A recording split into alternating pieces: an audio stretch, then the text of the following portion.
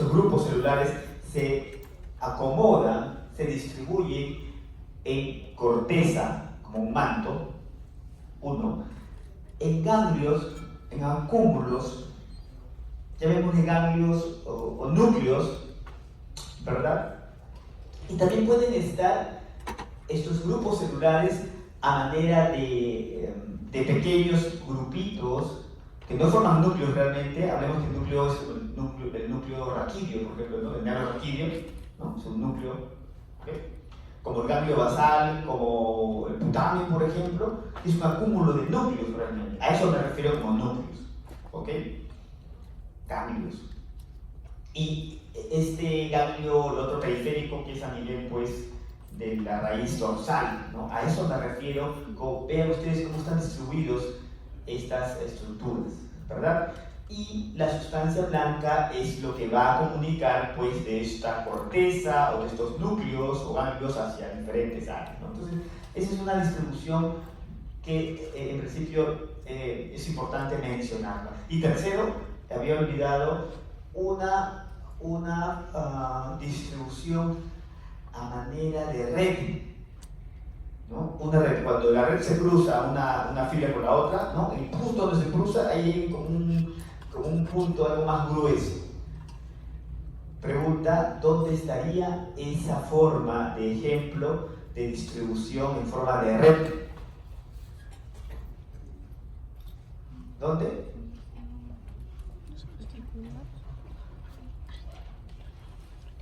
Nadie me mira. ¿Dónde? Efectivamente, no, la corteza no. La corteza es manto. La corteza es un manto. A nivel del tronco encefálico, la famosa sustancia reticular ascendente. Entonces, ahí está una manera de red de conexión. ¿Ok? Entonces, miren, tenemos los tres ejemplos, ¿no?, de cómo se distribuye. Entonces, eso es uno. Dos, es que ¿alguien tiene un papel? ¿Un papel que nos sirva? ¿Nadie?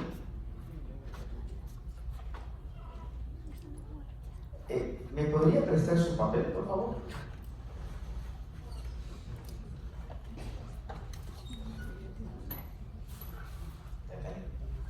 Datos importantes. Permíteme hacer solamente un pequeño doblez.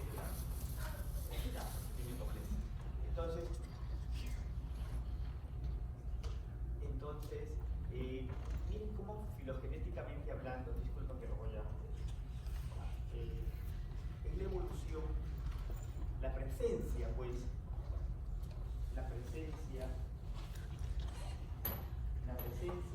de la corteza cerebral, ¿no?, que es lo que que es lo que ha evolucionado, ¿no? Este es el manto afuera, la corteza. ¿Okay? Entonces, en la evolución, permítame por favor, discúlpame que haga esto ya. En la evolución, para que haya más cantidad de corteza cerebral en un área, en un volumen, en el mismo volumen, digamos, esta corteza se ha ido como que doblando sobre sí. Vean ustedes que la cantidad de corteza inicialmente representada en la hoja ha disminuido su volumen y ha entrado una mayor cantidad, ¿no?, en una pequeña área. Entonces, esto a lo largo del tiempo hace que esos dobleces de la corteza hace que haya incrementado, pues, de manera exponencial la cantidad de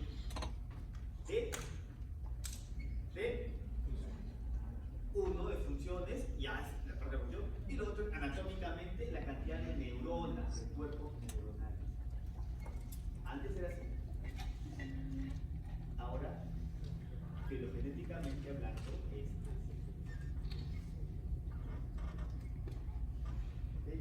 es más, hay una enfermedad en la que no hay muchos surcos o pliegues, ¿no?, que se llama lisencefalia.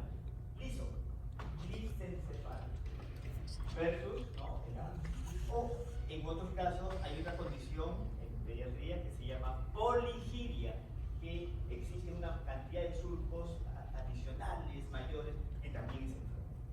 Pero quería comentarles que miren cómo filogenéticamente hablando, en el mismo volumen, claro, no ha crecido también, ¿no?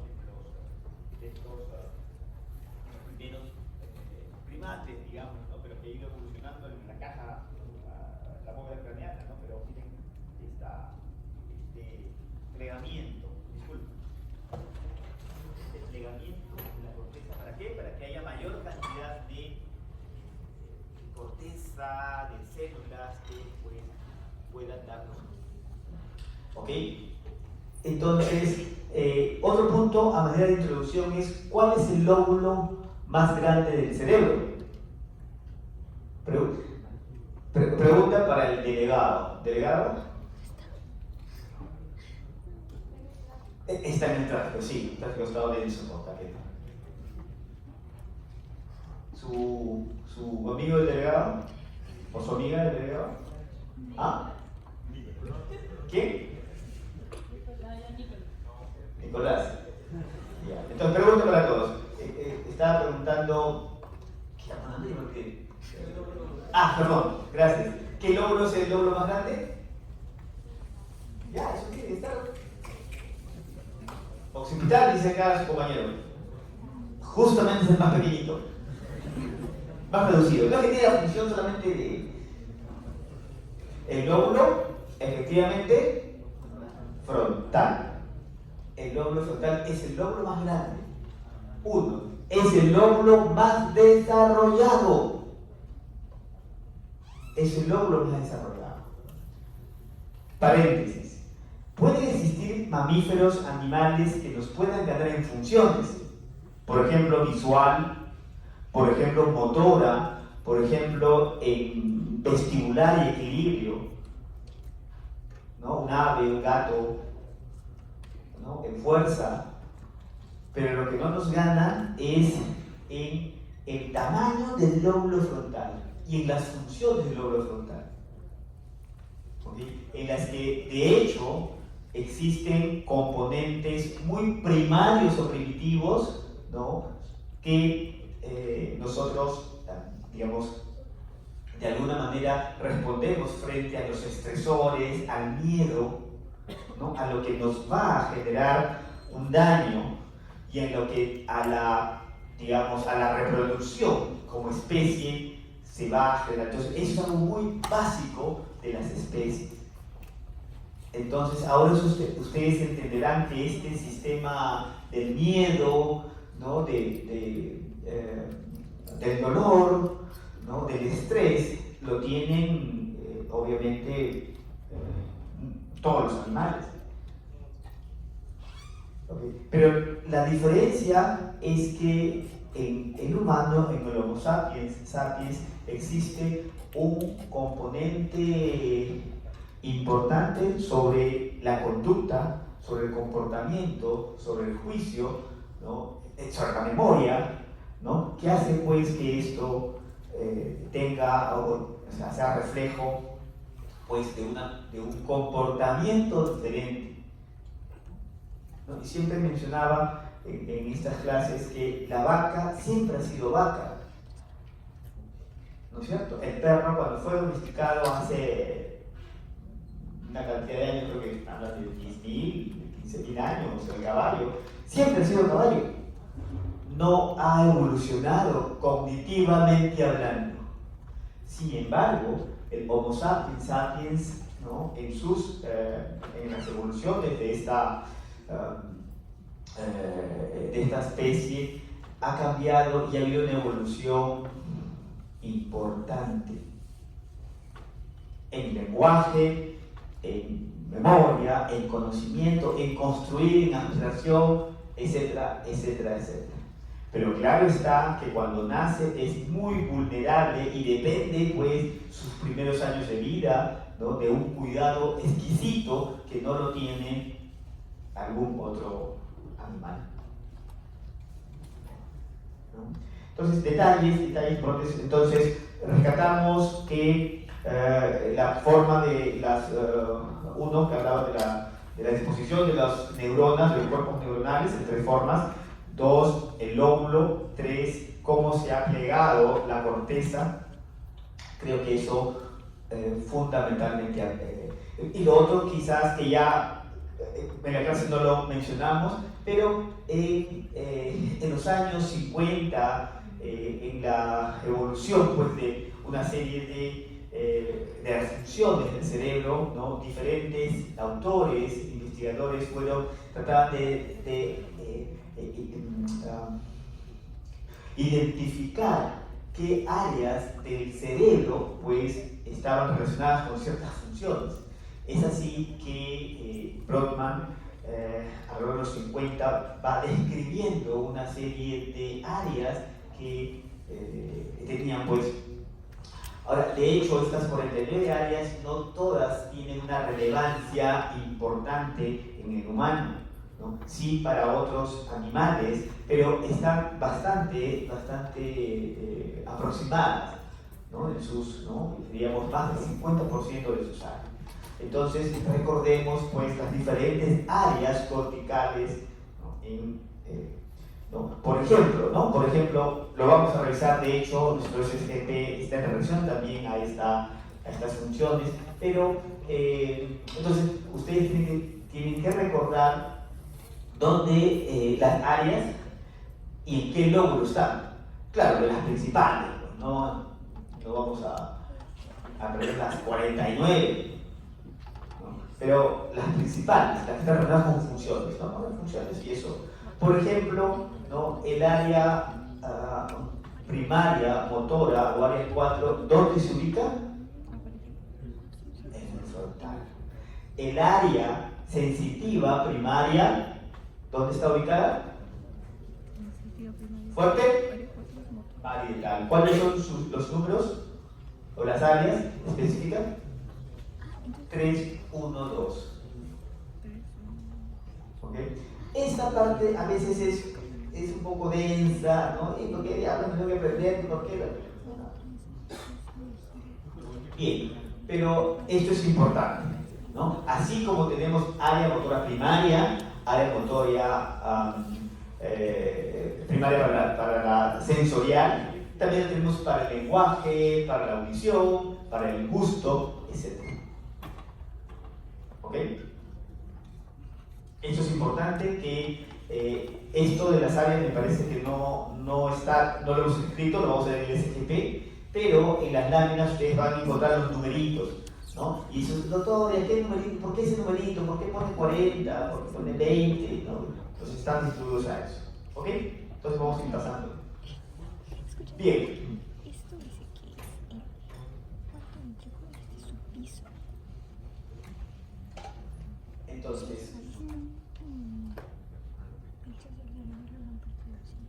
Entonces, esta es una vista externa, lateral externa de la corteza cerebral, y esta es la parte medial, ¿no? Superficie externa, ¿no? Y la parte medial, ¿no? Entonces es importante, como parte de nuestro aprendizaje, ir reconociendo, ¿no? en los diferentes vistas y cortes las estructuras, ¿okay? Esto es muy importante, está muy ligado, de hecho, entre la anatomía y la fisiología, ¿no? Entonces, existen 2 surcos mayores en el cerebro que son, ¿okay? Los surcos son, te puedes olvidar tu nombre, el nombre de tu enamorada, no te puedes olvidar de los surcos, de las fisuras principales, básico, elemental, mi querido Watson. Elemental es algo grabado al fuego, como decía un querido profesor. Entonces la fisura de Rolando, que divide el frontal del parietal, y esta, sí. ¿Ok? Esto es muy relevante en anatomía y neuroanatomía. Entonces, miren ustedes, en el lóbulo frontal, que es el más grande, ¿no? Existen pues diferentes circunvoluciones o giros, superior, medio e inferior, ¿no? el giro precentral. Esto es muy importante, jóvenes, ¿no? Voy a hacer una ligazón, ¿no? Porque cuando estamos en clínica, cuando están de internos, de externos, entonces el doctor de primada les pregunta, ¿y la lesión en la tomografía dónde está ubicada? ¿Qué está comprometiendo? Entonces ustedes pueden responder, está en el lóbulo frontal. Pero el lóbulo frontal, miren ustedes, es bastante grande. Entonces, ¿no? Algún alumno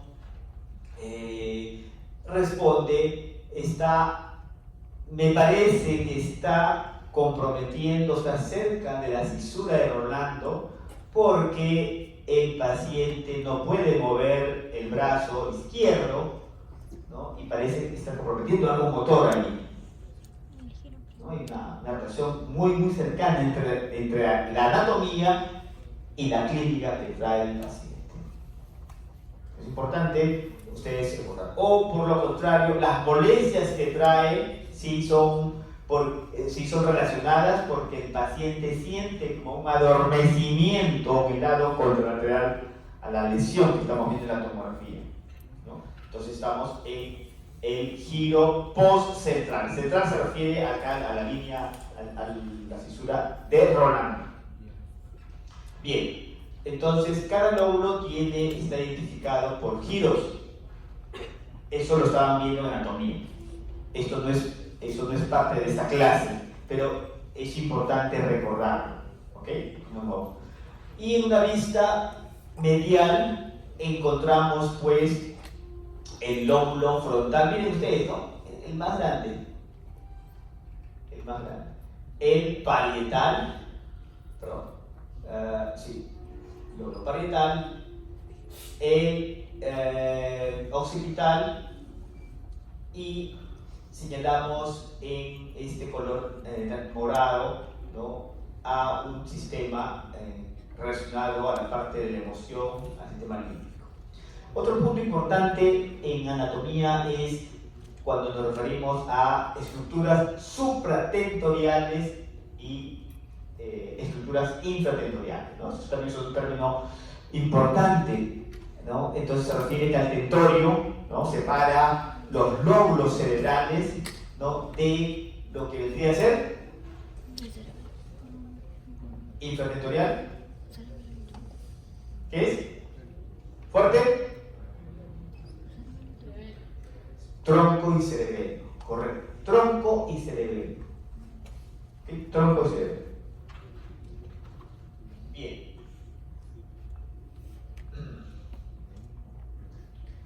Entonces, en relación a la anatomía funcional, hemos visto la parte anatómica que tiene mucha relación, ¿ok?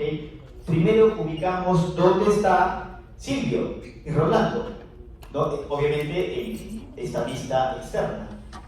Esta área, esto corresponde a Rolando, y esto a Silvio, ¿no es cierto? El polo anterior frontal, el polo posterior occipital. Entonces, esto vamos viendo para cada lóbulo cómo es esta funcionabilidad, pero esto está en forma general, ¿ok? Y lo coloco en forma general para uno hacer una descripción de cómo es esta relación de áreas. Existe una área básica inicial de la función determinada, y existen unas áreas de asociación que le van a dar la consistencia a esa función, y que tiene relación con lo aprendido, tiene relación con la memoria, ¿okay? Con el movimiento.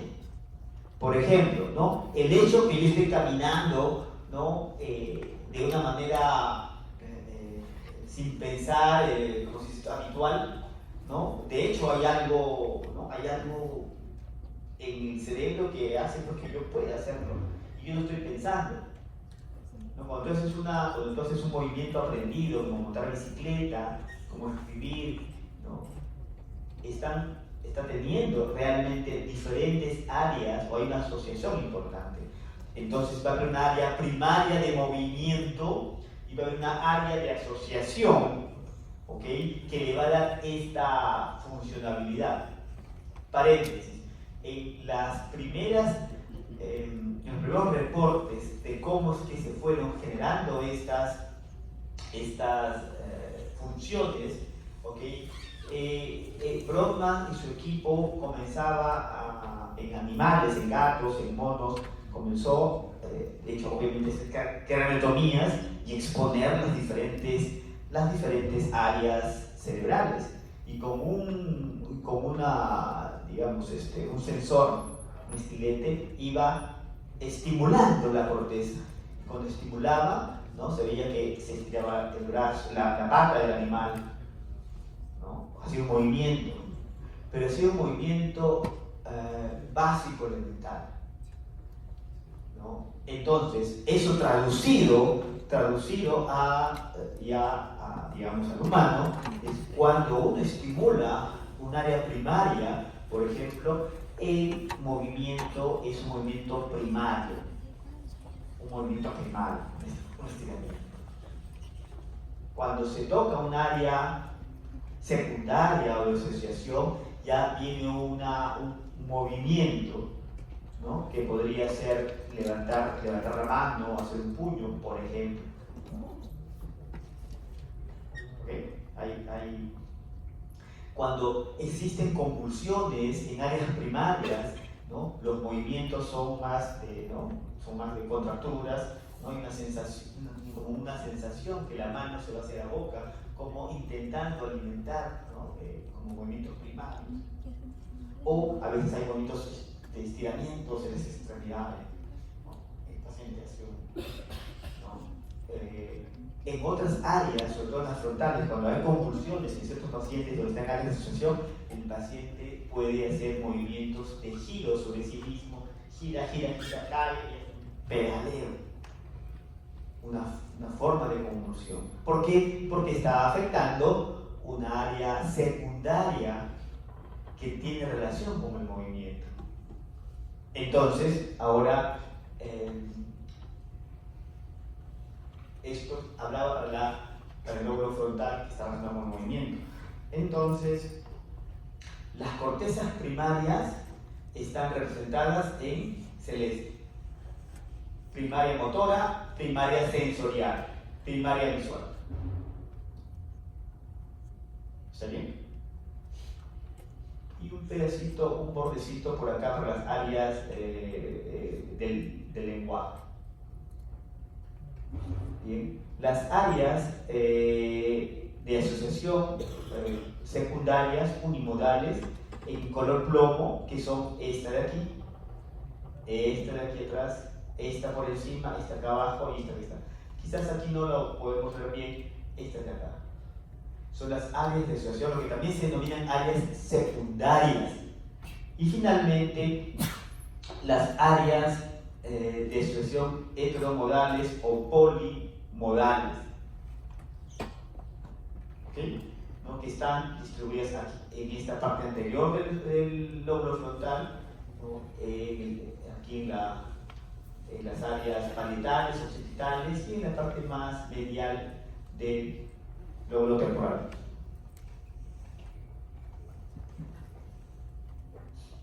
Bien, entonces a esto me refería, ¿no?, ya me había adelantado en parte. Uno, a describir, pues, en principio, qué estamos observando, ¿no? Nuestra primera lámina aquí, tenemos a la parte, una vista lateral externa. Este es el lóbulo, el hemisferio izquierdo, ¿no? Entendemos que aquí está Rolando que se para, y entendemos que aquí está Silvio que se para, básico. Y estamos en esta imagen, se está describiendo la presencia de las circunvoluciones frontal superior, medial e inferior, ¿okay?, y el giro precentral, ¿no?, la región órbito frontal y el polo frontal del cerebro, ¿no? Esto es muy anatómico para describir como mencionamos en esta conversación. Y estos son las áreas de asociación, ¿no? Con los números, eso es lo que estaba describiendo, ¿no? Las áreas de Brodmann, ¿no? Que es importante que ustedes las vayan aprendiendo, describiendo cuáles son, a qué corresponde cada una. Y vean ustedes que esto corresponde al área motora primaria en celeste, en plomo las áreas de asociación, esta, el área 6, es el área suplementaria motora, también conocida como área suplementaria motora. Así lo van a encontrar también en algún texto cuando estén ustedes revisando, pero es el área de asociación, ¿no? Y las áreas de asociación heteromodales o polimodales, las que están hacia adelante en este color rojo o ladrillo, ¿no? En sus pistas lateral, interna y basal. ¿Ok? Lo mismo vamos a tener para el lóbulo parietal. Y esta vista la he retirado, la que estaba en la anterior, y he colocado digamos, esta nueva que es de la sexta edición del libro del Mayo, pero está un poquito borrosa, ¿ya? Pero sí la he cambiado porque estaba un poquito confuso, ¿no? En esta área. Entonces, igual acá estamos observando en una vista lateral el hemisferio izquierdo, ¿no? El lóbulo parietal. Aquí tenemos, esto de acá corresponde a Rolando, ¿no? Esta sería el giro postcentral, ¿no? Acá está el área es 312 y tenemos este giro superior parietal y estos inferiores.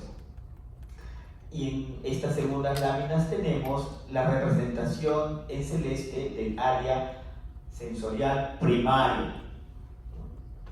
Y tenemos el área en plomo, el área 5, el área suplementaria, perdón, el área de asociación secundaria, también llamada unimodal de asociación cortical, y en ladrillo en rojo las áreas de asociación terciarias o polimodales. Entonces, para que ustedes entiendan, el área sensitiva primaria recoge información tosca, pero un área de asociación en un área de asociación podemos encontrar lo siguiente: le pedimos al paciente o a la persona que cierre los ojos y le entregamos un lapicero. Señor, cierre sus ojos, le voy a entregar un objeto y usted me va a decir qué es lo que tiene en la mano. Ah, ya entendí, doctora, ya entendí, doctora. Cierra sus ojos, le das el objeto y él examina con sus ojos cerrados, ¿no? Y comienza a observar táctilmente, permítame esta expresión, las características del cuerpo, la dureza, ¿no? Si es liso, si es blando, ¿no? Y va inmediatamente toda esta información ascendiendo, ¿no? Y no solamente va al área primaria, o después, perdón, de la primaria hay áreas de asociación, inmediatamente dice, es un lapicero. ¿Por qué? Porque inmediatamente, luego de tener pues una aproximación de lo que está sintiendo, inmediatamente va hacia atrás toda la información para registrar pues esta conclusión cognitiva, por llamarla así, ¿no? Terminando en explicar, en resolver y decir qué. Entonces, esta es una forma como es que funciona estas áreas primarias, secundarias o terciarias o áreas de asociación, unimodales o polimodales. Para el lóbulo temporal, también está un poco borroso porque las he cambiado, había una pequeña diferencia como la anterior.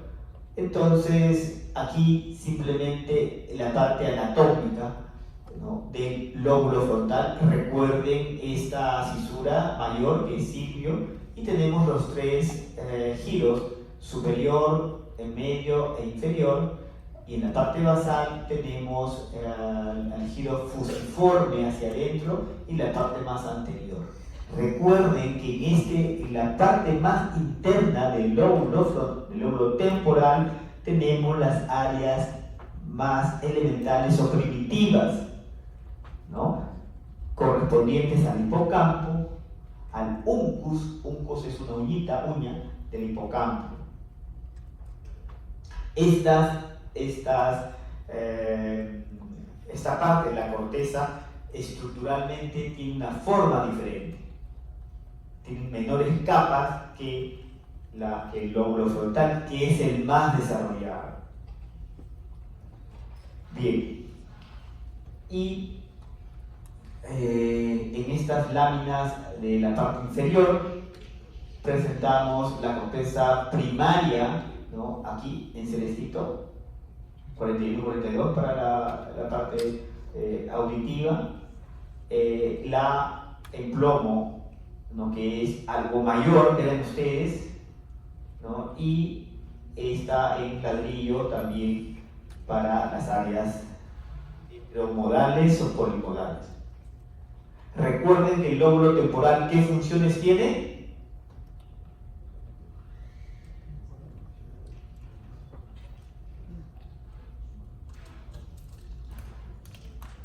Entonces, parte de este curso es pues aprender qué funciones tiene cada lóbulo. Entonces, eso vamos a ir discutiendo también en el SDP, y también espero que en esta clase también tengamos algunos aspectos básicos. Justamente preguntaba, ¿qué funciones tiene el lóbulo frontal? 1. Audición. 2. Fuerte. Gusto. 3. Lenguaje. Memoria. ¿Okay? En realidad la memoria está en toda la corteza, está muy ligada, ¿no? La memoria visual va a estar ligada obviamente a un aspecto posterior, ¿no? Esta memoria que nosotros, por llamarla de esta forma, de haber reconocido un objeto con la mano, ¿no?, esa memoria, ¿no?, va a implicar algunas áreas, va a implicar áreas parietales.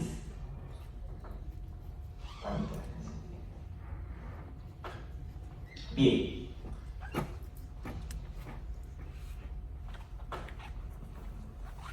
El occipital, esto es bien elemental. Entonces, tenemos en la parte posterior, ¿no?, el polo posterior, básicamente estas áreas, ¿no?, esta distribución anatómica. En estas láminas inferiores vamos a encontrar en celeste, ¿no?, las áreas primarias, que es el área 17, y las áreas de asociación unimodales 18 y 19. Poco, en general, acá no lo describen, pero también tiene sus áreas terciarias o polimodales o heteromodales, pero es menor cantidad.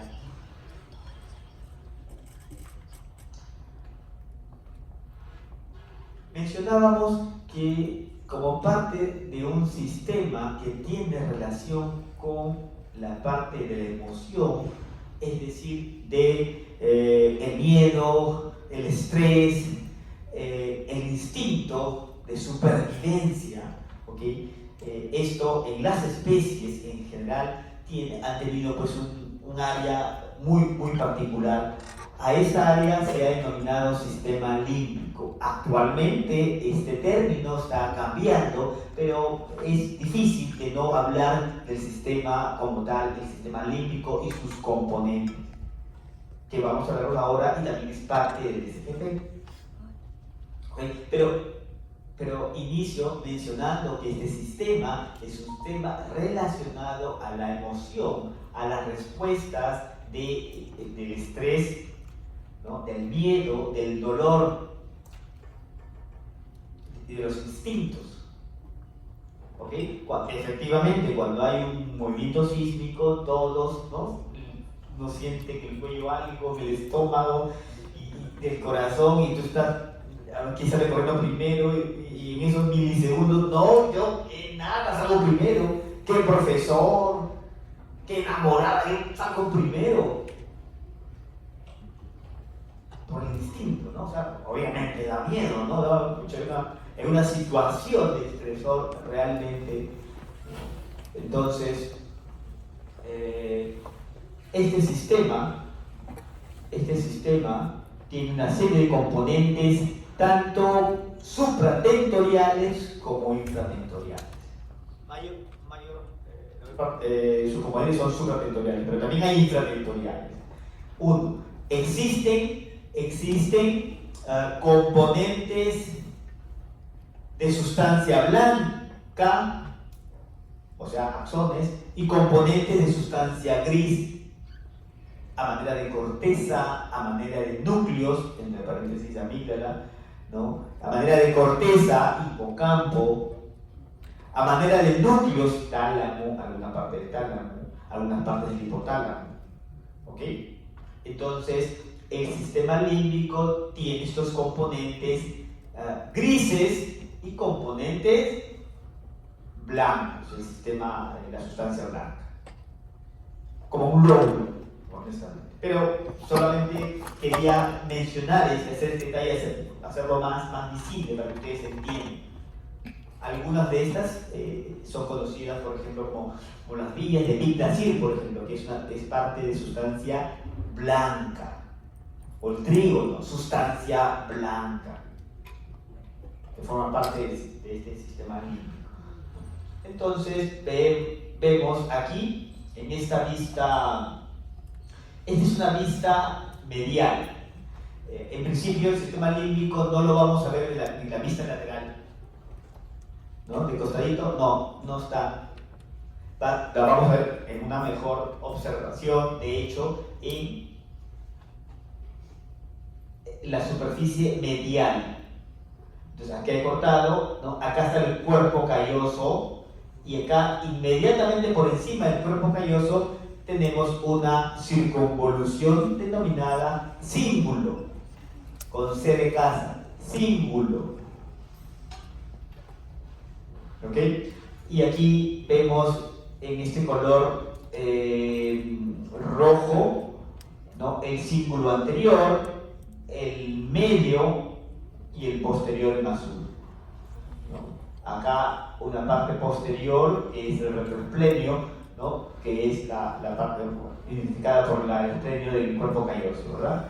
El giro para hipocámpico y el hipocampo es amarillito, que está aquí, va más hacia adelante.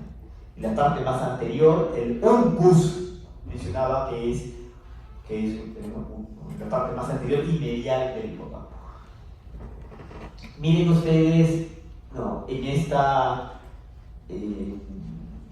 asociación, no sé, ya lo vemos como áreas en general, ¿no? La corteza paralímbica y de la corteza límbica. Okay. Acá no se habla tanto de esto de primarios o secundarios, ¿no? Pues una integración básica muy elemental, ¿no? Que lo tienen de hecho, ¿no? Diferentes mamíferos.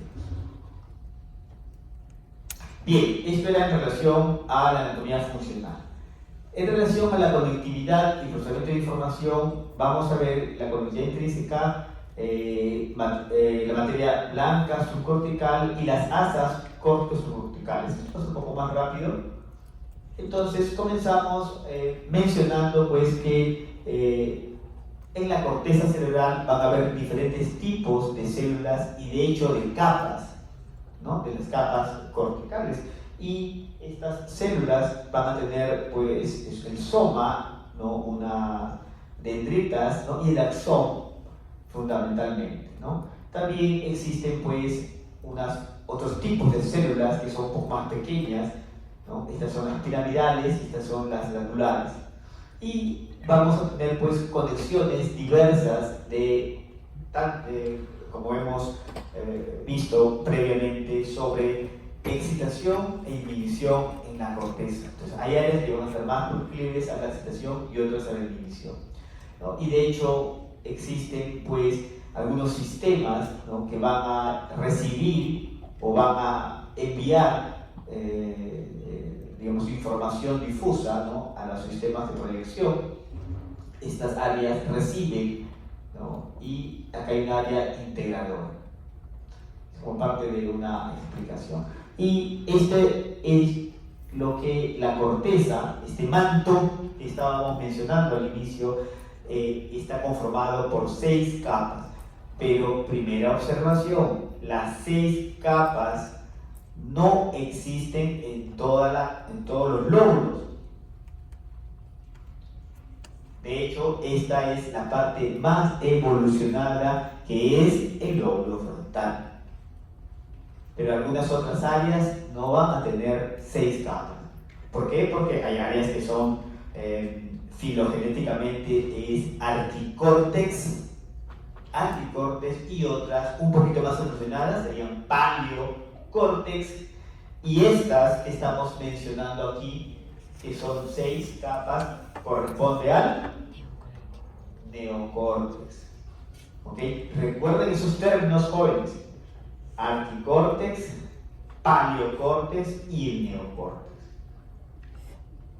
¿Ok? Este es el ejemplo del neo. Esto también lo vamos a ir viendo en los SGP, ¿no? La externa, las piramidales externas, la globular externa, la piramidal interna, la globular interna, la más profunda, ¿no? Y tienen pues, algunas de ellas tienen mayor actividad excitatoria, algunas tienen también actividad inhibitoria. ¿Okay? Algunas funcionan más en paralelo, algunas funcionan más como fibras de proyección hacia afuera. Algunas están paralelas y otras van a tener una función de proyección hacia abajo. Entonces, esto creo que también explicamos previamente cuando estábamos conversando, pero de hecho este procesamiento jerárquico de información tendría una explicación de la siguiente manera, ¿no? Entonces, miren ustedes que es la corteza sensitiva primaria que va a recoger información de estímulo táctil, térmicos, etc. Entonces, esta va a alimentar a esta área secundaria de asociación unimodal, y a su vez también es como que regulada en menor cuantía a esta área primaria. Posteriormente, esta misma información inmediatamente pasa a otra área adyacente, que es esta corteza de asociación polinodal, heteronodal o terciaria. ¿Se acuerdan, no?, de cuando se le entregó el objeto al paciente y se le dijo: no, señor, que escriba lo que tiene en la mano, ¿no? Entonces va teniendo toda esta información. Esto llega también hacia la corteza paralímbica, límbica, puesto es que esto va a tener en menor o mayor grado cierta repercusión emocional, y tiene que ver con el estado. Paréntesis pequeño, es por eso que en las técnicas de aprendizaje, ¿no?, uno tiene que estar predispuesto pues al estudio, a la lectura. Si estás leyendo así con tu Walkman, con tus cosas acá, ¿no?, como decía a mi hijo, ¿no? Sí, no, es que yo estudio mejor cuando estoy escuchando una música suave. ¿Sí? Sí, es verdad, sí, yo estudio mejor, ¿no? Bueno, ya todos sabemos pues que un estímulo en particular, para que pueda ser bien percibido, ¿no?, o sea, tienes que eliminar el otro. No pueden haber dos estímulos no. No, sí, de verdad. Sí, yo estoy respondiendo acá al WhatsApp. Y sí, estoy estudiando. Sí, no puedo. Más la chica, ¿no? Pero la chica dice que puede hacer 2 o 3 cosas a la vez. Bien, entonces, mientras más componente afectivo tenga un estímulo, más va a quedar grabado. ¿Ok? Por eso, bueno, esta es una cuestión puntual, ¿no? Pero en algunos casos existen, pues, estas situaciones complicadas, terribles, lamentables, ¿no? Los que han estado expuestos ¿cómo se llama esto? A estímulos postraumáticos, ¿no? Guerras, situaciones de terrorismo, ¿no? O sea, de hecho, sus estímulos, miren ustedes, ¿no? Han tenido una ligazón, pero es por eso que cuando escuchan un ruido o cosas, inmediatamente pueden saltar o tener, porque están muy a flor de piel toda esta. Bien. Miren ustedes, y también va una conexión hacia el hipotálamo, ¿no? Y aquí estas respuestas, miren, de las sensoriales, ¿no? Hasta terceras terciarias, como hay una respuesta hacia la corteza premotora y a la corteza motora para una respuesta determinada si fuera necesario, ¿no? Sentí una caricia de la mamá, ¿no? De tu ser querido, ¿no? Esto se integra, ¿no? Va hacia las partes de los sistemas emocionales y tu respuesta, ¿no? Afectiva de dejas lo que estás haciendo y te acercas y le das un beso a tu madre, un abrazo, mamita linda, ¿no? O un estímulo dañino, ¿no? Te hincaste con algo, inmediatamente retiraste una respuesta y todo con el componente afectivo de ¡ay, qué feo, te dolió!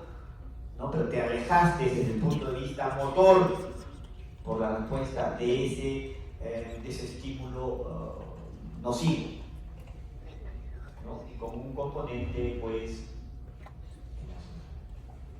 entonces, esta es este procesamiento de esta información. ¿Okay? También existen algunas respuestas de procesamiento de información en paralelo y esto está en relación a la parte de información visual, ¿no? Ya no lo motor, sino en la parte visual, ¿no? Es decir, un objeto desde el punto de vista en un análisis con el área visual, ¿no? Se recoge información, miren ustedes, llega a la retina, todo estímulo llega al tálamo, todos los estímulos llegan al tálamo y del tálamo va a la corteza visual primaria, ¿no? Para hacer, pues, una integración, miren ustedes, inmediatamente hacia áreas temporales y hacia las cortezas parietales para dar información, ¿no? O estar relacionado con este aspecto visual, ¿no? Y acá podemos ver ejemplo de forma, color, reconocimiento del objeto, ¿no? Y aquí es ubicación, movimiento en el espacio. ¿No? Miren ustedes cómo, además de una información puntual, van a existir como respuestas diferentes, respuestas en paralelo. En este caso visual, en este caso sensorial, ¿no? En relación al espacio.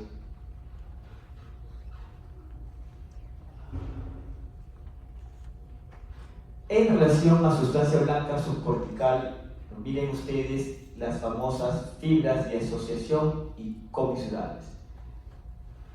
Esta es la información que en parte hemos hablado anteriormente cuando hemos trazado esta vía. Estas vías van a corresponder, jóvenes, a estas fibras que van a asociar, ¿no? Un área puntual de aquí hasta el otro área. anatómicamente, funcionalmente. Esa vía es importante y miren ustedes, vamos a encontrar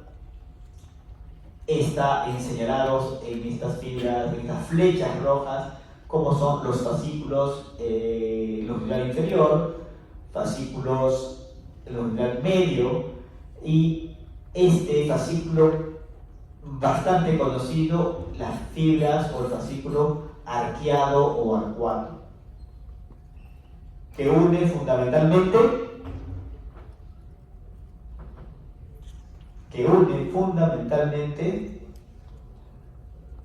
fuerte, esa es una pregunta level superior. Claro, por ejemplo, sí, lo vamos a aprender.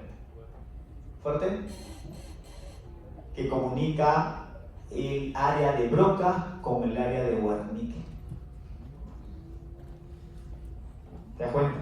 Y cuando ocurre una lesión en las fibras arqueadas, entonces el paciente va a tener pues una alteración en el lenguaje también.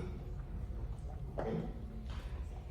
Otras fibras de asociación, esta es una de las más conocidas, ¿no?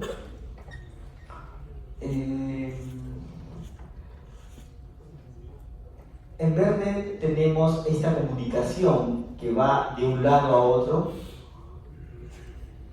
y que corresponde a cuerpo calloso. Entonces el cuerpo calloso también, ¿no?, va a comunicar el hemisferio izquierdo con el derecho y viceversa. Entonces también son fibras de asociación. ¿Se dan cuenta? Las comisuras, estas comisuras que han estado revisando anatomía anterior, posterior, también son elementos físicos que van a comunicar un hemisferio con el otro hemisferio. Y de hecho llevan información. Y las fibras de proyección.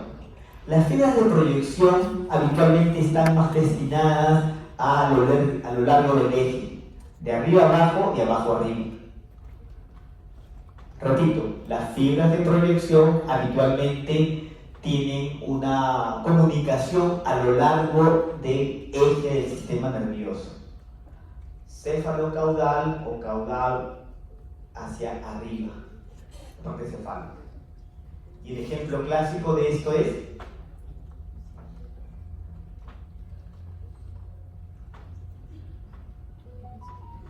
esto sí ya lo han estudiado. Fuerte. Las vías ascendentes o ¿cuál es ascendente? Es ascendente. Pero descendente está acá en el ejemplo, ¿no? Acá está en el ejemplo, acá está. La córtico-final, la córtico-vulvar, la vía piramidal. Esa es una vía de proyección. Y las vías también que hemos visto en médula, ascendentes, ¿no?, son vías también de proyección. ¿No? Entonces miren cómo estamos ya integrando estos conceptos, ¿no?, elementales, los vamos integrando y vamos entendiendo. Entonces vamos a tener las fibras pues córtico-vulvares y córtico-espinales, ¿no?, que están ¿dónde están? En el brazo posterior de la cápsula interna. ¿Ok? Para fines de nuestro curso, jóvenes, importante el entendimiento, la comprensión de cómo están distribuidas anatómicamente y la función de estas. Otra vez, ¿no?, haciendo un comentario hacia adelante, cuando estemos en clínica, cuando estemos externos, internos, ¿no?, y encontremos una lesión en la tomografía, ¿no?, en la resonancia magnética, en el brazo posterior o el brazo anterior de la cápsula interna, el paciente va a tener una clínica determinada. ¿Okay? importante recordar. También existen algunas asas, es decir, llega información de la corteza, desciende, hace una conexión con una estructura anatómica y regresa, o bien sea al punto inicial, o bien sea va a otra área determinada, haciendo una forma de asa. ¿Ok? A eso se refiere este término, ¿no? de esta asa córtico, ¿no? Y acá hay ejemplos, ¿no? Ejemplos de cómo descienden, ¿no? Y van a ascender, como descienden y van a ascender. A veces pueden ser, llegan, estimulan en forma de paralelo, siguen el tálamo estimulando y regresan por otra. ¿No? A eso vamos a llamar. Eso en ganglios basales es una distribución, una función habitualmente que se da en estas áreas de ganglios basales. También de la corteza motora suplementaria, ustedes desciende, ¿no? Hacia el tálamo, van señales hacia los ganglios basales, en este caso al globo pálido interno, ¿no? Al globo pálido externo, y regresa a la corteza, ¿no? En este caso, esto corresponde a una asa, ¿no? Córtico, ganglio basal, tálamo cortical. ¿Okay? También estas asas, ¿no? Relacionadas también con córtico, cerebelo, tálamo, cáliz, ¿no? Van descendiendo, algunas descienden, algunas a nivel intermedio hacen conexiones con el receptor de Purkinje, y hay una suerte de respuesta, ¿no? Final, regresando a los centros superiores. Las asas córticos, cerebelo, tálamo, corticales. Bien, y esta última parte está en relación a las redes corticales, en relación a la emoción, memoria, función perceptual motora, atención, reconocimiento de objetos y de rostros, ¿no? Lenguaje, función ejecutiva y conducta social. Esto, en otras palabras, jóvenes, es parte de las funciones cognitivas. Nos estamos refiriendo a las funciones cognitivas. Paréntesis. Ustedes han escuchado hablar, pues, de estas dolencias denominadas demencia, ¿verdad? ¿No? Entonces, en demencia, los pacientes van perdiendo gradualmente, habitualmente, van perdiendo las funciones cognitivas. ¿Ok? Entonces, estas son ciertamente algunas de las funciones cognitivas. En este caso, las estamos mencionando por las redes corticales, pero estas son funciones cognitivas. Los animales tienen una forma de comunicación, de hecho restringidas, pero el Homo sapiens sapiens tiene una comunicación muy elaborada, verbal, escrita, símbolos, ¿verdad? En los gestos, ¿no? En las emociones, ¿no? Ese lenguaje corporal, ¿no? Ese lenguaje corporal, ¿no? Cuando tú vas y estás frente a alguien, ¿no? Y te pones bravo, ¿no? Cruzas las piernas, no te pones bravo, o sea, lo estás enfrentando. Es un lenguaje verbal, ¿no? O sea, en muchas formas. Entonces, el término demencia implica, pues, pérdida gradual de estas funciones. ¿Qué funciones? Cognitivas. No me refiero a lo motor, ¿no? El paciente no puede caminar, eso no es una demencia. Eso es una afección motora relacionada con la vía piramidal, relacionada con el área 4, con la área suplementaria, ¿te das cuenta? Pero no es, ¿no? O no puede doler porque tienes un infarto occipital. Entonces estamos hablando. Y después, de una manera jóvenes, gradual, que esta persona va perdiendo, la demencia, va perdiendo, pues, ¿no? Va perdiendo inicialmente una capacidad en sus citas. Tenía que pagar, ya te tenía que pagar, no sé por qué me han cobrado mora tenía que pagar, me olvidé de pagar. Lo llaman del hospital, las citas médicas, y no se pagaba de las citas.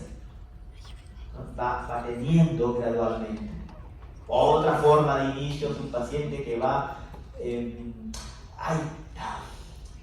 te iba a decir? Lo tengo en la punta de la lengua, ¿no? Y de manera poco a poco, muchas veces como 4 meses, 6 meses, caramba, quiero decir una palabra y como que, ¿cómo se llama esto? ¿Cómo se llama esto? ¿Cómo se llama? Lentes, sí, exacto, lentes, eso, los lentes. Entonces el paciente va perdiendo cierta capacidad en lo aprendido, por ejemplo. ¿Ok? Es simplemente una pincelada para que ustedes entiendan. Ojo, que en nuestro curso estamos aprendiendo que existen pues estas funciones superiores. Y cuando se pierden estas funciones superiores, el paciente va a entrar en un proceso, ¿okay?, habitualmente degenerativo, porque también existen causas de infección, tóxicas, etc., ¿no? Denominada pues deterioro cognitivo. Elegantemente, deterioro cognitivo. Nombre técnico, demencia. Bien. Y también con esto, jóvenes, la conducta social y la función ejecutiva. La función ejecutiva es esta función programada, ¿no? La parte programada, la parte ejecutiva, ¿no? Hoy día tengo clase de 7 a 9, habitualmente termino un poco más temprano. De allí voy a la clínica porque tengo hoy día consulta. Hoy día había quedado con un familiar visitarlo a las 12 de la tarde, voy a almorzar con mi familiar. Y en la tarde tengo que ir a una reunión de la Sociedad Peruana de Neurología. Te cuento, o sea, me estoy programando, estoy ejecutando ciertas conductas, elaborando, obviamente abstractas, ¿no? Abstractas, no son tangibles, son abstractas, ¿no? Y que tengo esta capacidad de poder generarlas. Y si tuviera una disfunción, eso se va perdiendo. Bien.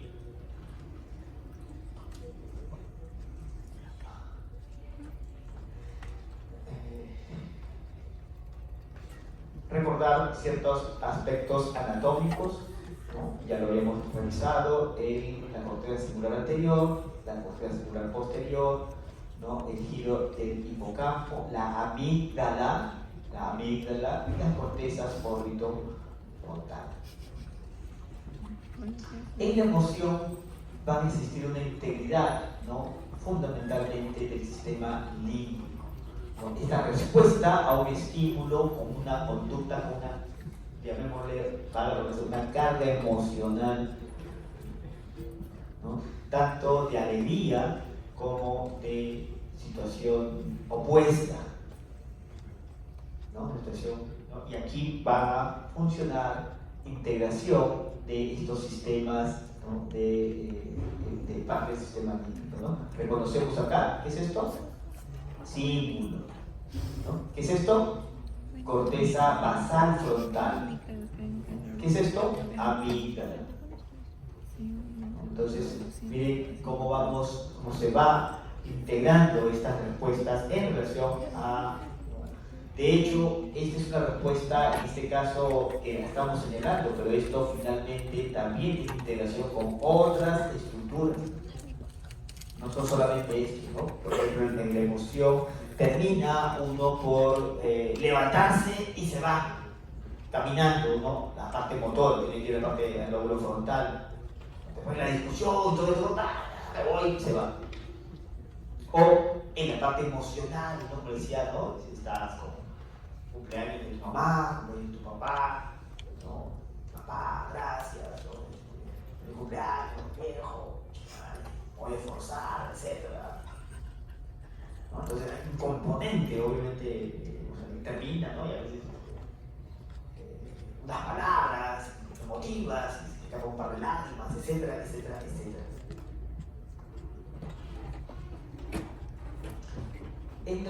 En relación a la amígdala, ¿no? Importante reconocer estructuralmente, anatómicamente, dónde está la amígdala. ¿Okay? Parte de nuestro curso es ir ubicar esos jóvenes. Esto es importante, ¿no? A veces vamos repitiendo, ¿no? Pero ya menciono, es importante que ustedes ubiquen en diferentes cortes, ¿no? Frontal, axial, sagital, dónde están la amígdala. Entonces, en el lóbulo temporal vamos a encontrar estas áreas, ¿no? Y las conexiones, una vista sagital rápido, ¿no? La amígdala y sus relaciones con la corteza singular, ¿no? Entonces vamos a encontrar que esta amígdala va a tener relación con el hipotálamo, va a haber relación hacia los núcleos del tálamo, hacia arriba, ¿no? Hacia la corteza insular, hacia la corteza temporal. Miren ustedes, ¿no? Ya vemos también el tálamo, ¿no? Como parte de las respuestas.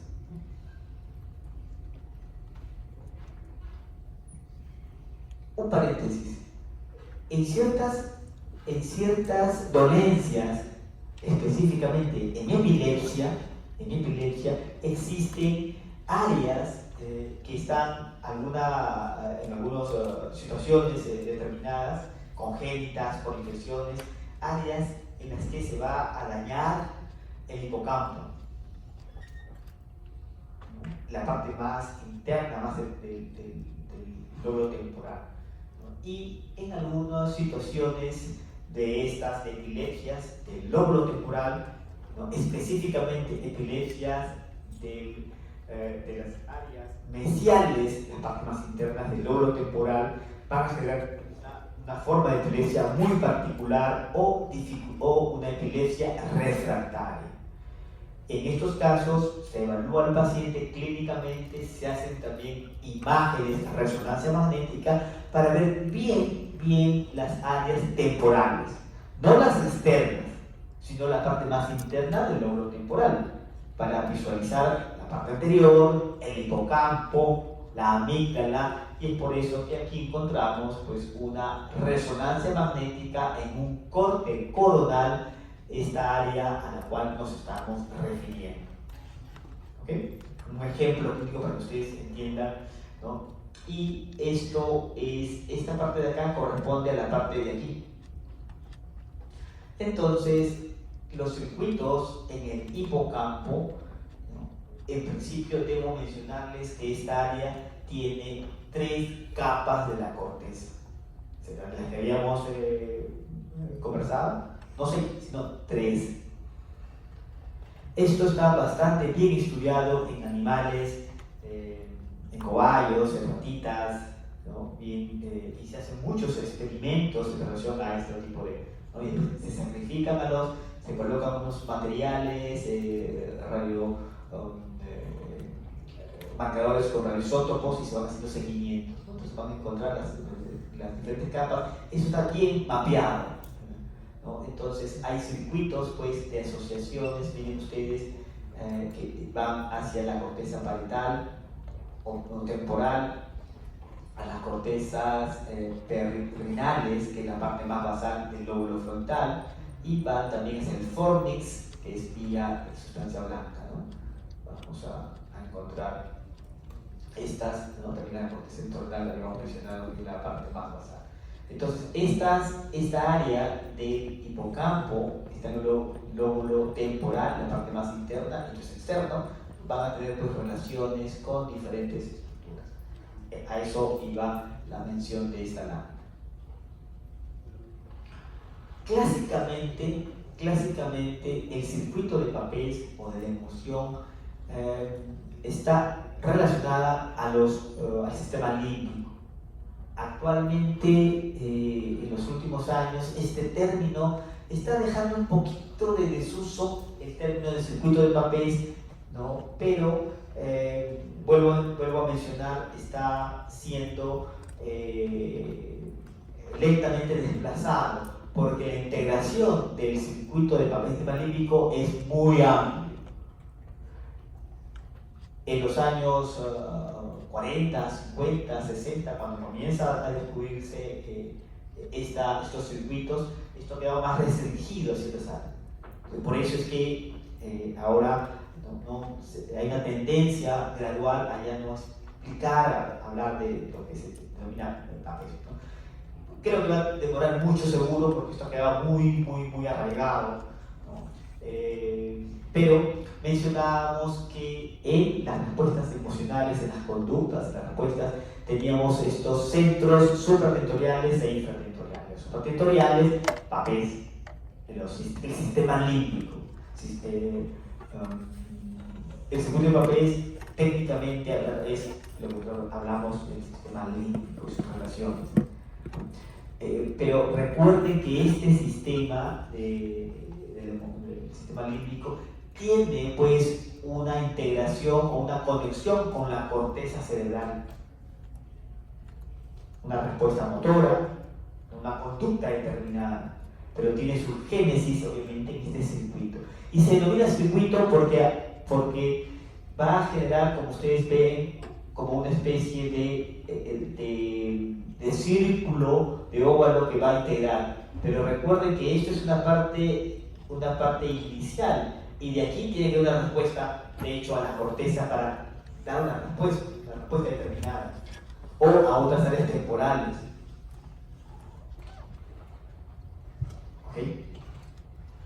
Y el circuito contempla pues este núcleo que es el cuerpo mamilar. Pregunta: ¿dónde se encuentran los cuerpos mamilares? ¿Fuerte? Tálamo, dice acá su compañero. Tálamo. Hipo. Correcto, está en el hipotálamo. En el hipotálamo. Cuando ustedes ven el tronco encefálico, el mesencéfalo, justo hacia adelante y arriba hay dos áreas, dos prominencias, ¿no? Esas dos prominencias son los cuerpos mamilares, que son parte del hipotálamo. ¿Okay? Bien. Entonces, miren ustedes, cuerpo mamilar, esto corresponde al tálamo, y esta vía, ¿no?, es archiconocida como el circuito mamilo-talámico o el haz de Pic-Dacier, un término antiguo que ya seguro no está en los libros, ¿no? Pero recuerden que mucho de anatomía tenían estos epónimos, ¿no? El famoso fascículo de Pic-Dacier o mamilo-talámico. Paréntesis: cuando ustedes escuchen la vía, habitualmente la vía te dice dónde comienza y dónde termina. Vía espinotalámica, vía córtico-vulvar. Entonces, ya por eso hice neurología, porque es sencilla esa parte, pues hay muchas cosas, pero finalmente es muy cuadriculada, ¿no? A veces ¿y cuál es la vía córtico-espinal? No sé, ya no me hables, no, siéntate y razona, piensa, no te abrumas, y va fluyendo la fuerza. Bien, entonces, mamilo talámico, ¿no? Seguimos hacia el cíngulo, ¿no? Y regresamos pues por la corteza para el hipocampal, ¿no? Y terminamos el circuito. También existe un circuito, ¿no? Vías, esta vía Fornix, miren ustedes. Pero esto de aquí, de hecho, es una parte inicial, ¿no? Y tiene una comunicación también con la corteza, Es por eso, como mencionábamos, que el término, esto es parte, ¿no? Es una parte de todo este sistema de la emoción. La emoción es más grande que el sistema, que el circuito de papel.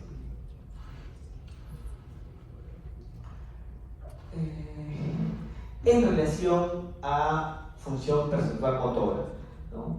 Aquí lo que queremos explicar es lo siguiente, es cómo la vía perceptual motora relacionada con lo siguiente, objeto, por ejemplo, voy a ver al fondo la señorita que está con las manos cruzadas, y esto, exactamente. Entonces, mi visión va a fijarla y mi movimiento, por ejemplo, una respuesta motora va a tener, pero quizás la señorita, su compañera, se levanta y camina y se mueve. Entonces yo comienzo a mover la visión y mis ojos están en un movimiento, ¿no? Para seguir al objeto, en este caso su compañera. ¿Ok? Primera situación, entonces ella va caminando y yo la voy siguiendo y digo, ¿por qué se va en la clase? No, voy siguiendo, ¿por qué se va en la clase? ¿Será aburrida? ¿No estará entendiendo? Tantas cosas, ¿no? Y en otro caso, uno fija la mirada en alguien en particular. Por ejemplo, delegado, ahí está. Entonces, fijo la mirada. Entonces, una situación es una mirada fija y otra es una mirada que acompaña un movimiento. ¿Ok? Entonces tenemos un movimiento tipo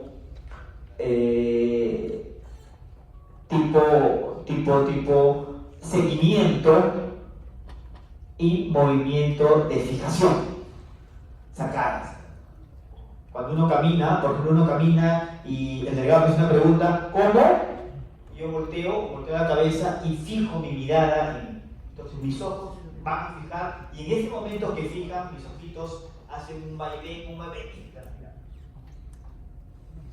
¿Ok? A eso se refiere con una percepción motora visual, ¿no? En el caso del seguimiento, de este seguimiento lento, es el objeto en movimiento y yo pues estoy parado y miro cómo de manera ya sea con aceleración o ya sea constante veo cómo, ¿no? Su compañero o el ave está y estoy mirando.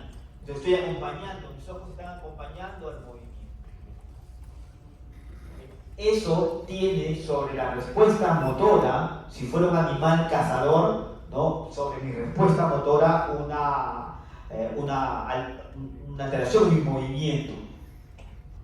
A eso se refiere esto que es función perceptora motora. Y después de esta explicación, encontramos que uno fija el objeto, vi el objeto en movimiento, vi el delegado sentado. Entonces, miren cómo ustedes hacia adelante vamos a encontrar una vía que va a tener relación con un movimiento fijo o vamos a tener hacia las partes temporales un movimiento quizás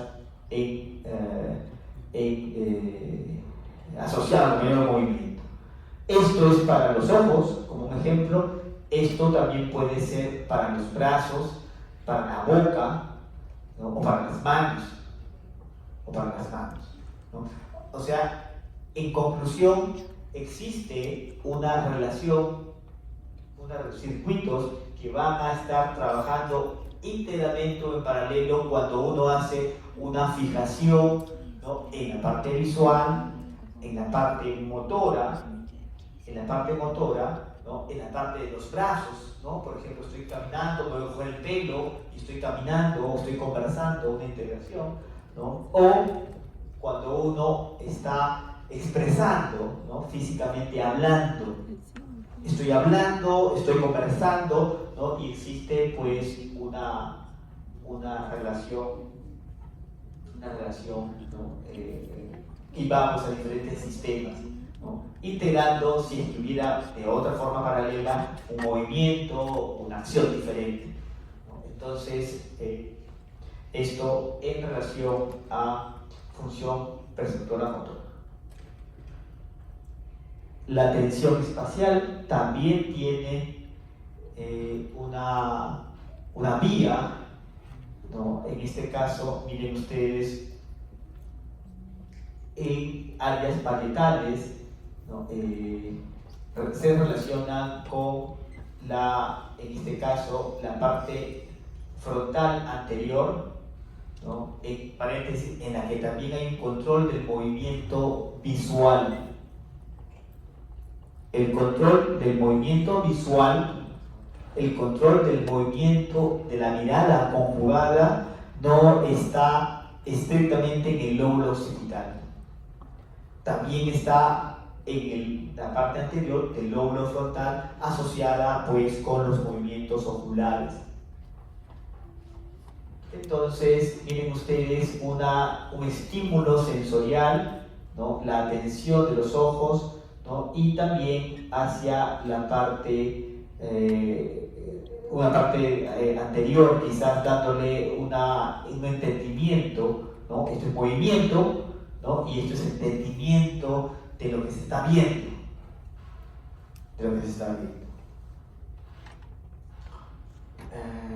entonces, vean ustedes que cuando hay algunas alteraciones en estas vías, ¿no? Esta vía, son centros, y esto de acá es una fibra de asociación, de la que estábamos hablando sobre tipacil,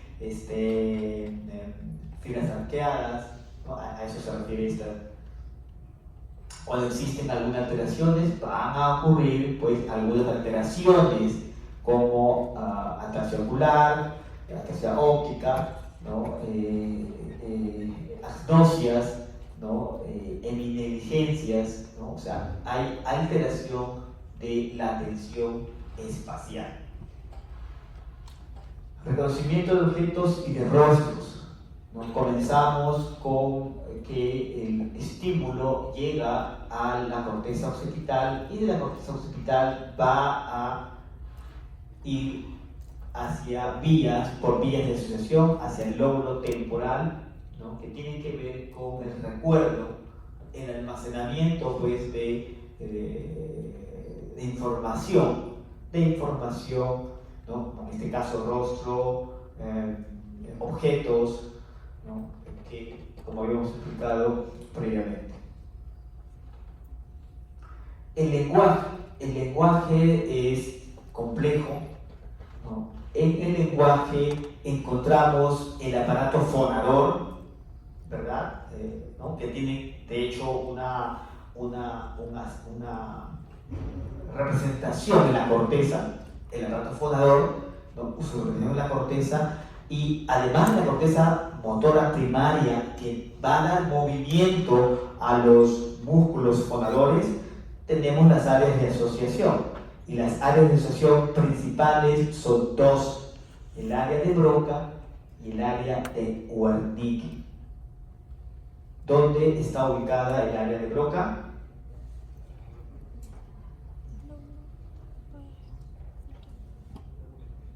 En el lóbulo frontal. ¿Dónde está ubicada?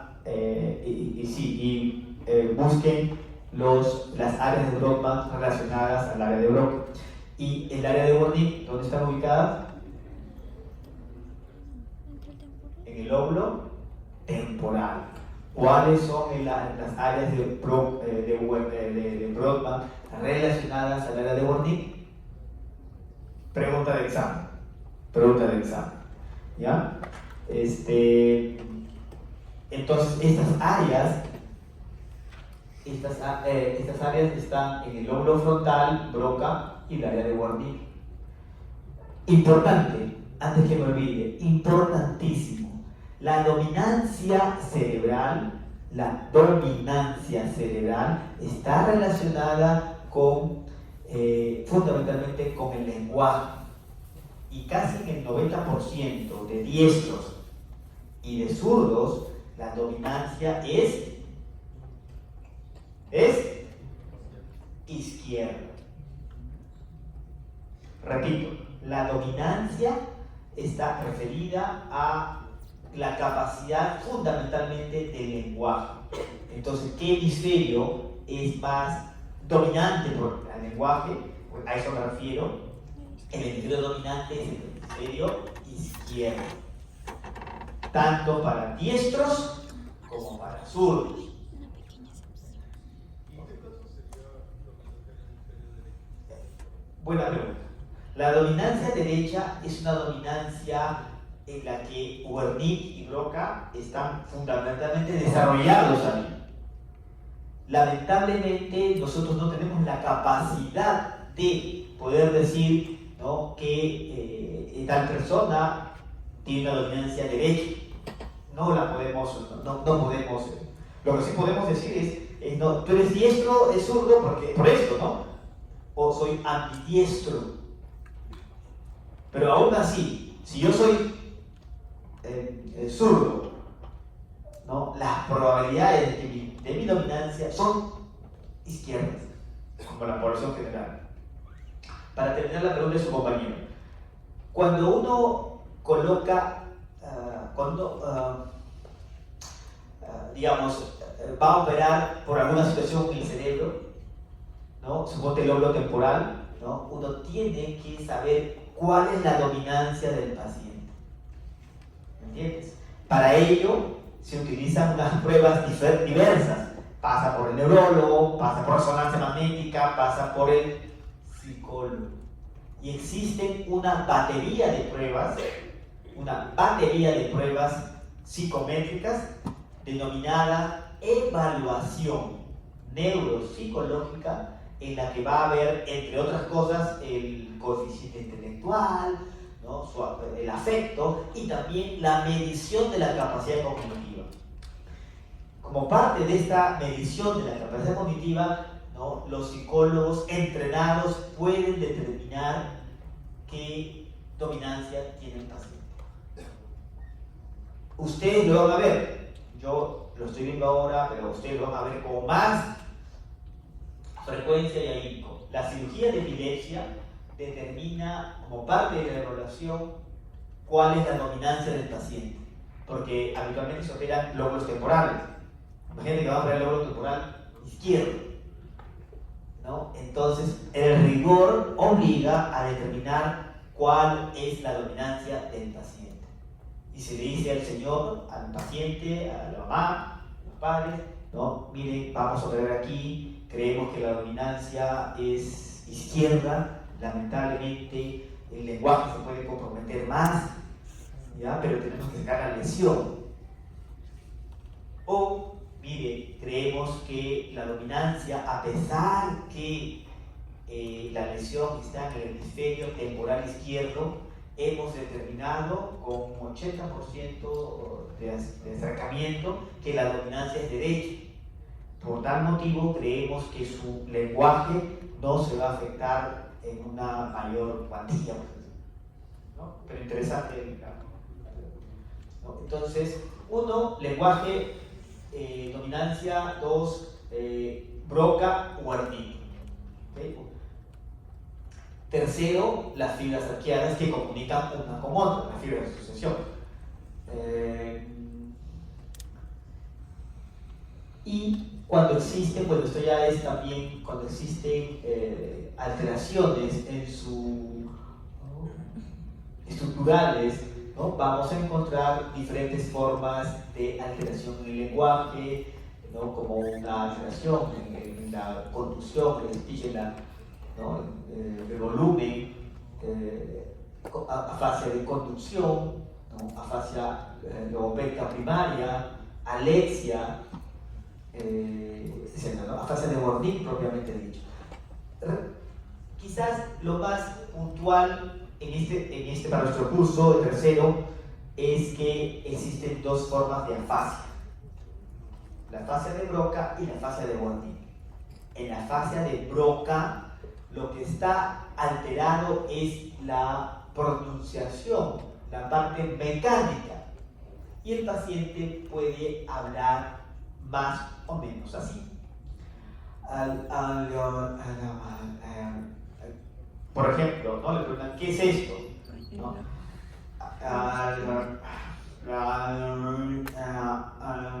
Y tú le dices, ¿esto es un zapato?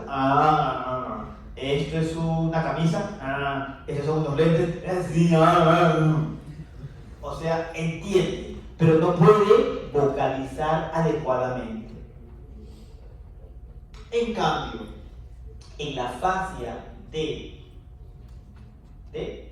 Wernicke, el paciente escucha y puede pronunciar palabras más o menos bien, pero las hace de una manera desorganizada, le llaman ensalada de palabras. Pero cuando tú le preguntas, nada. Ejemplo, señor, ¿cómo está?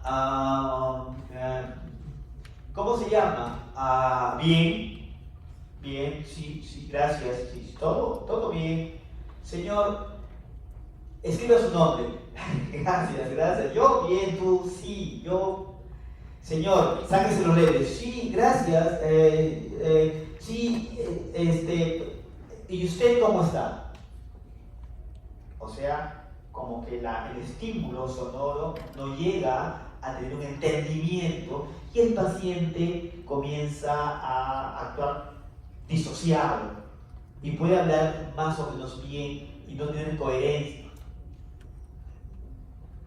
Estos son los dos ejemplos clásicos. Existen más formas de afasia, pero esto, para comenzar en el negocio, esto: afasia de Wernicke y afasia de Broca. Seguimos. La función ejecutiva y la conducta social.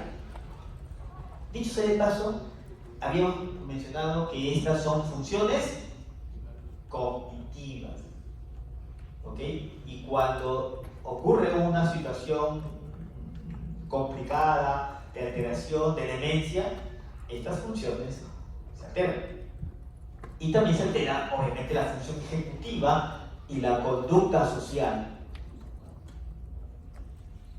¿Ok? Y la conducta social, ¿no? O sea, sí, esto parece ser algo descabellado, pero la conducta social es parte de una función cognitiva. O sea, somos personas que vivimos en un grupo social, no somos aislados, no vive, el delegado vive allá solito y sale y no habla y no. Somos parte del grupo social. Claro, con matices, ¿no? Con matices diferentes, ¿no? El más extrovertido y el más reservado, hay matices, ¿no? Pero hay una conducta social aprendida, de hecho, ¿no? Por todo lo que esto causa. Entonces, miren, en esto, el lóbulo frontal, ¿no? Por excelencia, la parte anterior. Cuando hablamos del lóbulo frontal, uno habla de la parte anterior del lóbulo, se refiere más a la parte conductual. Cuando me refiero al lóbulo frontal, la parte posterior, me refiero más a la parte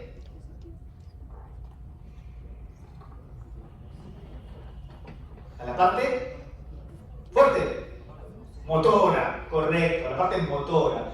La parte más anterior es la parte de la conducta, de las respuestas, de la emoción, ¿me entiendes? De esa parte. Entonces, y se refiere aquí más a esta parte anterior, ¿ok? Porque acá está rolando, ¿sí? Acá está rolando, y esto de acá son las motoras, pero esto es la parte anterior del lóbulo frontal, ¿no? Y la parte basal también, ¿no? Y aquí y tenemos pues como la parte de la función ejecutiva, la atención, la memoria de trabajo, el pensamiento abstracto, ¿no? O sea, algo, ¿no? Por ejemplo, siempre hago el comentario, ¿no? ¿Ustedes conocen la Plaza de Armas, Centro Lima? ¿Cómo están distribuidos los edificios? Si yo estoy parado, ¿no? Y al fondo está el Palacio de Gobierno, ¿no es cierto? Allá, estoy parado, ¿no? Mirando el Palacio de Gobierno, hacia mi derecha está la Catedral, a la izquierda está la Municipalidad de Lima. ¿Te das cuenta? O sea, a eso me refiero con una capacidad de abstracción. ¿Te das cuenta? Es un ejemplo, ¿ah? Hay otros ejemplos, de hecho, de capacidad de abstracción, ¿no? Esa es una capacidad, de hecho, que todas las personas vamos aprendiendo en el camino. Algunos más, algunos menos, tienen una facilidad, otros son un poco más lejos, pero esa es la capacidad. ¿Ok? Búsqueda, ¿no? Conducta, control de la conducta. La conducta está controlada fundamentalmente por el lóbulo frontal. En este momento, un paréntesis, ¿ya? No graben lo que voy a decir, lo que están viendo, pero mi pensamiento, ay, estoy cansado, caramba, qué aburrida la clase, no ha venido la gente, el delegado se duerme, ya estoy cansado, aquí, no he tomado desayuno. Pero eso no puedo decir, pues. Eso no puedo decir. ¿No? O sea, no, nadie puede ir, por ejemplo, extremo, nadie va a ir y orinar ahí atrás, nadie se va a desvestir, nadie va a venir con una ropa. No. Porque guardamos una conducta determinada. Eso está, y también lo que vamos hablando también, eso está regulado por el lóbulo frontal. El lóbulo frontal controla eso. Claro, hay matices, ¿no? Pero esto controla, este es el freno del sistema límbico del miedo. El freno es tu lóbulo frontal. Es por eso, con esto termino, que cuando hay dolencias en el lóbulo frontal, ¿okay? Habitualmente tumores, no es frecuente, existen cambios en la conducta, ¿no? En extremos, ¿ah? O sea, el muchacho que es, pues, o el señor, ¿no? Que es recatado, que va a la iglesia, ¿no? Que maneja con cuidado, ¿no? Que llega y para, y pasan los peatones, comienza a cambiar y no respeta, se pasa la luz roja, va a misa y no le presta atención, ya no va, su lenguaje cambió, ¿no? En el trabajo lo notan, ¿no? Y se comienza a tomar, llega tarde. Uno dice, oye, aguanta, este señor no es así, ¿qué le pasa? ¿Se ha peleado con la señora? ¿Qué pasa? Algo ha pasado. O al revés, ¿no? Al revés, ¿no? El que es bailarín, el que sale, termina, ¿no? Del trabajo, vamos a tomar, vamos a, ¿no?